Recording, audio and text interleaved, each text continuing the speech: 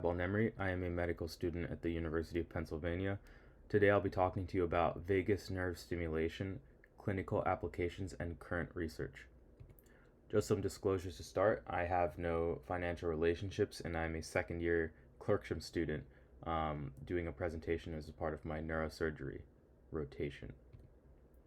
So the outline for this talk, I'm going to start by introducing you to the vagus nerve, talk about the principle of vagus nerve stimulation and some of the devices used. I'm also going to talk about vagus nerve stimulation used for epilepsy and rheumatoid arthritis, including the mechanism of action and ongoing research. I'm also going to talk about vagus nerve stimulation for depression, and then conclude with the benefits and risks and future directions. So just to introduce the vagus nerve, it was discovered in 1921 by physiologist Otto Loewi, who created the term vagus staph to describe how the vagus nerve affects the heart. So in those experiments, Loewi began by isolating the hearts of two frogs and placing them in separate chambers filled with a saline solution. He stimulated the vagus nerve of one heart, causing its rate of contraction to decrease. He then transferred the solution from that heart to another heart, which also showed a decrease in contraction rate, even though its vagus nerve had not been stimulated. This led him to discover what he called vagus staph, which literally means vagus substance and became known as acetylcholine. This sparked future research on vagus anatomy and function. So to talk more about the vagus nerve as we understand it today, we know it's a key regulator of the autonomic nervous system and overall homeostasis. So some examples of that are visceral sensory input, it controls respiration, reflexes, neuroendocrine signaling, cranial nerve functions, and lesser well known, but it actually has an important role in innate immunity. So now I'll just talk about vagus nerve stimulation. What is vagus nerve stimulation? It is stimulation of the vagus nerve using an implantable device. It is effective for the adjunctive treatment of depression and epilepsy, and it is an active area of research for additional indications, notably rheumatoid arthritis, chronic pain, and more.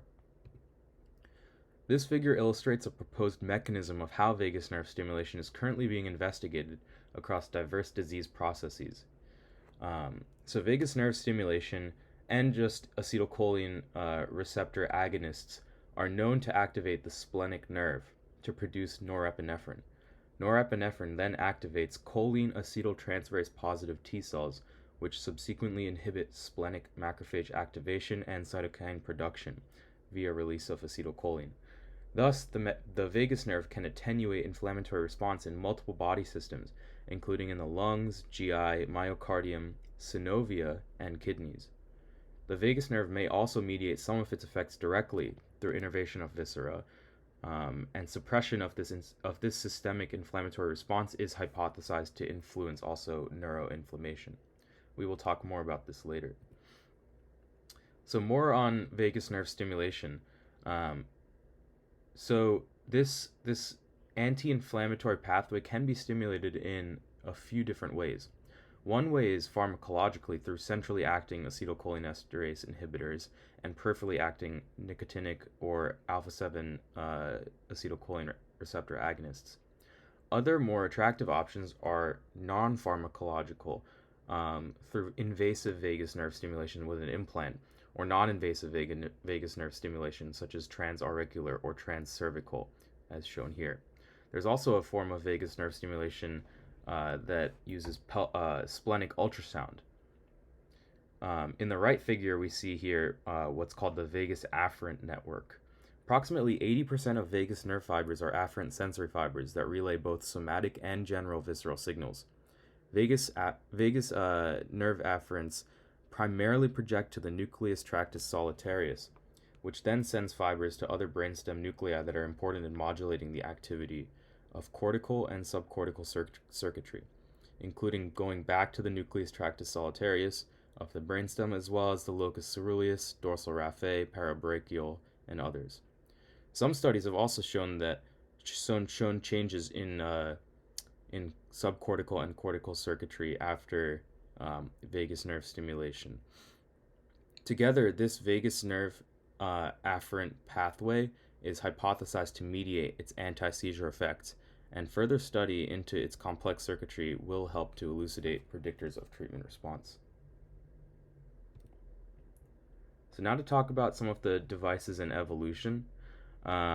This figure shows over time how devices have changed, starting with the very first patient being implanted in 1988 and the FDA approval in 1997. Since then, the devices have been improved significantly in terms of battery life, size, feedback mechanisms to adjust output based on situation, and programming capabilities to adjust the stimulation parameters such as frequency, intensity, and pulse width, as well as other features such as wireless connectivity, safety features, and more. These are just some more recent devices for vagus nerve stimulation. So going back to the main question, why is vagus nerve stimulation exciting? It's because it can be used for conditions such as epilepsy and rheumatoid arthritis that don't necessarily have optimal treatment for every patient. And so, as I mentioned, vagus nerve stimulation was approved by the FDA in 1997 as an adjunctive therapy for drug-resistant epilepsy. The initial clinical trials conducted in the 1990s paved the way for vagus nerve stimulation therapy. These studies demonstrated the potential of vagus nerve stimulation as an adjunctive treatment for patients with drug-resistant epilepsy, notably shown by the landmark E03 trial. There was also the Aspire SR trial published in 2013, which demonstrated a significant reduction in seizure frequency with the responsive VNS therapy compared to standard VNS. There is also the Preempt trial published in 2016 that showed that continuous VNS therapy may reduce the occurrence of generalized tonic-clonic seizures and sudden unexpected death in epilepsy. There was also the Everest trial, which was published in 2020, that followed patients for 8 years and showed sustained reductions in seizure frequency and improvements in quality of life, so more chronic effects. In 2017, the FDA also approved vagus nerve stimulation therapy in children as young as 4 years old with partial onset seizures related to anti-epileptic medications, resistant to anti-epileptic medications. There are ongoing studies to optimize VNS and improve clinical efficacy.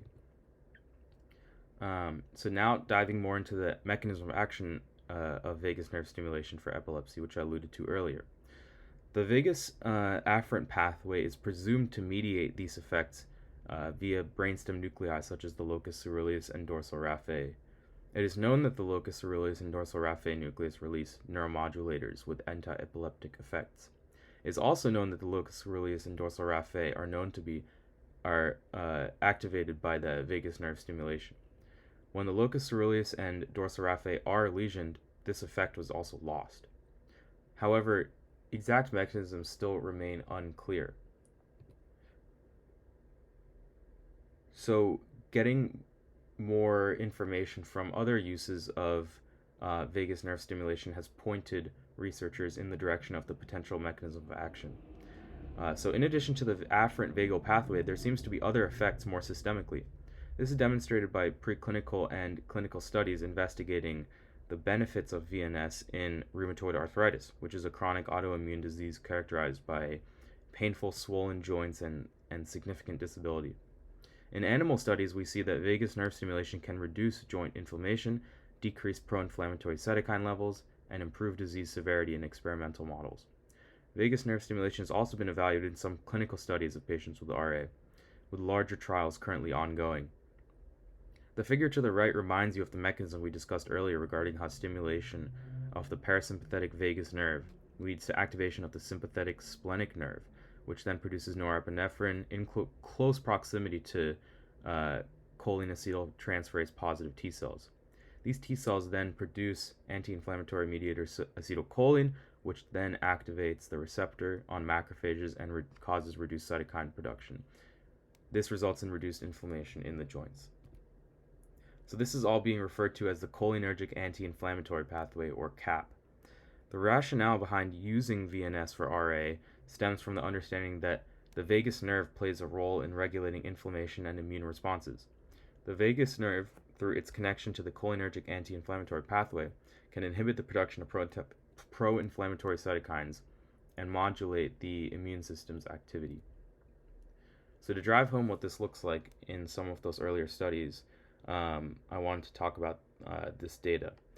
So one way to look at this is is showing the direct modulation of serum cytokines themselves. So in this study, serum from each patient in the combined cohort was analyzed for multiple cytokines at day 42 of vagus nerve stimulation. Individual patient values for EULAR, which is a clinical evaluation for rheumatoid arthritis disease severity, and they're characterized as non-responders or responders. They were evaluated for IL-6, IL-8, and IL-17 levels. With vagus nerve stimulation, the study saw a specific and significant reduction in IL-6, and also saw a correlation between IL-6 levels and the change in DAS-28, which is an aggregate scale of RA disease severity. On the bottom right, we also see the mean reduction in DAS-28 from baseline for cohort 1, which is patients failing methotrexate treatment, cohort 2, which is patients failing treatment by multiple biologic agents, and combined cohorts. And getting more into the mechanism again, we know that the nicotinic acetylcholine receptor is expressed on the cell membrane of macrophages and other cytokine secreting cells. And we also know that binding of acetylcholine to nicotinic acetylcholine receptor activates this signal of transduction that inhibits pro-inflammatory cytokines. But a lot of the work that elucidated the findings that explain how this works intracellularly are summarized in this figure. So here we see some of those signaling cascades. We see how activation of the receptor activates 3 different arms of inhibition of NF-kappa B signaling, which is a master regulator of inflammation. One arm is via MAPK inhibition, one is by direct inhibition of NF-kappa B, and one is by activation of a microRNA that blocks NF-kappa B production. There are also other pathways shown to be involved, such as JAK-STAT, but in the end result is reduced NLRP3 inflammatory activation and thus reduced release of cytokines like IL-6, TNF-alpha, IL-1-beta, and HMGB1. So just to summarize some of the key points on the CAP, it is a homeostatic mechanism that can influence inflammatory diseases across all body systems. Vagus nerve stimulation can harness the CAP as an anti-inflammatory therapy, and research is ongoing for these uses. So one example of that is vagus nerve stimulation for RA, the clinical trial known as the RESET RA trial. This is a clear example of this effort investigating the safety and efficacy of vagus nerve stimulation in adults with moderate to severe RA that is resistant to established RA therapies. It is being conducted in 250 subjects across 40 sites. All of them received the VNS implant, but only half of them received stimulation, and then are compared to the sham surgeries. The outcomes include the American College of Rheumatology response, the DAS-28, as I referenced in the previous study, and also a personal patient questionnaire for disability. And lastly, I'll mention a way of how VNS is showing promise for seemingly unrelated disease processes, such as depression. Meta-analytic research has revealed that patients with depression have elevated serum or plasma concentrations of several cytokines, including IL-6, IL-10, 12, 13, 18, and TNF-alpha. Similarly, production of IL-6, IL-10, and TNF-alpha have been shown to be increased in animal models of depression using acute or restraint stress. In fact, vagus nerve stimulation is already FDA approved for treatment-resistant depression, and there are ongoing clinical trials for this, but the exact mechanism of action is still unknown. And this last figure is to drive home the point that depression can be viewed as a vicious cycle of environmental stressors, inflammatory signaling, and corticotropin or glucocorticoid signaling. Vagus nerve stimulation, through reducing NF-kappa B signaling, as I described earlier, can interfere with this cycle, and this may be a mechanism by which vagus nerve stimulation has been shown to be efficacious for depression. So some of the benefits and risks. The benefits of vagus nerve stimulation include improved quality of life, reduced medication dependence, and better long-term outcomes. This has already been observed in epilepsy, some of those clinical trials, as well as the ongoing ones for depression.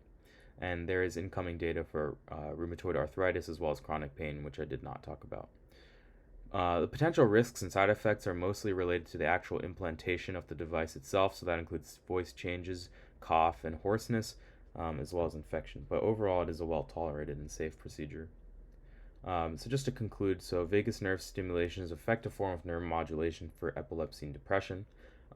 Current research is ongoing for the use of vagus nerve stimulation for rheumatoid arthritis, chronic pain, and other autoimmune or inflammatory conditions. And there is emerging data suggesting that the cholinergic anti-inflammatory pathway is a possible mediator of this benefit. But the exact relationship between vagus nerve stimulation and its clinical potential across this wide array of diseases is still unclear. So thank you so much for listening to my talk, and I hope you have a wonderful day.